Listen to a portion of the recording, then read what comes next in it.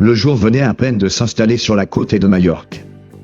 La lumière dorée du matin effleurait la mer, transformant l'horizon en une toile mouvante, mélange de bleu profond et de reflets argentés. Je me tenais au départ du sentier qui mène à la Punta de la Mer, cette langue de terre sauvage qui s'avance dans la Méditerranée comme pour mieux la déchirer. Le premier pas sur le chemin est presque trompeur, un sentier de sable doux, bordé de végétation basse. Mais déjà, l'air salé, chargé de l'odeur des pains chauffés, annonce que cette randonnée n'est pas seulement une promenade. C'est une immersion. La Punta de la Mer, placée espace naturel protégé, est un joyau discret. Ici, pas de grande folie de vacarme urbain. Juste le bruit du vent, le crissement du gravier sous mes chaussures, et le cri lointain des goélands. Je sens le calme m'envahir. Après quelques minutes, la végétation se fait plus dense, pins parasols, genévriers et buissons de romarin s'ouvrent parfois sur des vues saisissantes de la mer. Par endroits, le chemin s'élargit en petites clairières sablonneuses, vestiges d'anciennes zones d'entraînement militaire. La Punta de la Mer n'est pas qu'un sanctuaire naturel, c'est aussi un témoin d'histoire. Car voilà la véritable raison de ma marche aujourd'hui, atteindre le castel de la Punta de la Mer.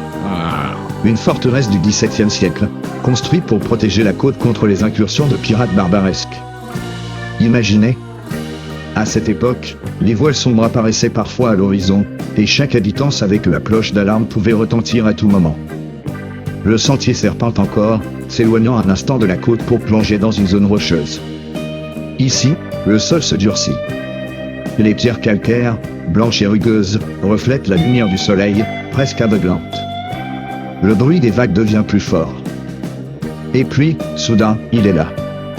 Le castel se dresse, massif, presque cubique, d'une austérité impressionnante. Ses murs de pierre blonde portent les marques du temps et du sel. Au sommet, une petite terrasse d'observation domine les environs. Je m'approche. La porte en bois, sombre et usée, semble sortie d'un autre siècle. À l'intérieur, l'ombre et la fraîcheur m'enveloppent. Les pièces sont simples, un rez-de-chaussée avec un espace de stockage et, plus haut, la salle des gardes. Les meurtrières laissent passer de fins filets de lumière, éclairant des fragments de murs gravés par les mains de ceux qui ont veillé ici. Je l'imagine soldat, posté au créneau, scrutant l'horizon. Chaque mouvement suspect sur l'eau pouvait annoncer un danger. Ces murs ont entendu le silence de longues nuits de veille, mais aussi les cris d'alarme, le choc des armes, le fracas des vagues lors des tempêtes. Je grimpe jusqu'au toit. Là, le panorama se dévoile dans toute sa splendeur, à l'est, la mer infinie, à l'ouest, la plage de Sacomay, plus loin, les collines boisées. Au nord, les falaises dentelées se jettent dans l'eau turquoise, et au sud, les champs s'étendent vers l'intérieur des terres. Je reste un moment immobile. Le vent souffle fort ici, apportant des odeurs mêlées de sel, de pain et d'algues. Des familles de touristes montent à leur tour, s'exclamant devant la vue. Certains prennent des photos, d'autres s'asseyent simplement, comme moi, pour savourer le moment. Avant de repartir, je fais un dernier tour autour du castel. Sur un côté, un petit chemin descend vers les rochers côtiers. Là, le bruit des vagues qui se brisent contre la pierre est hypnotisant. Les éclaboussures salées viennent rafraîchir ma peau. Le retour se fait par le même sentier, mais il n'a plus la même saveur. Chaque pas est accompagné de l'image du castel dans mon esprit, comme une sentinelle gravée dans la mémoire. Je repense à ces hommes qui ont vécu ici, à leur isolement, à leur courage.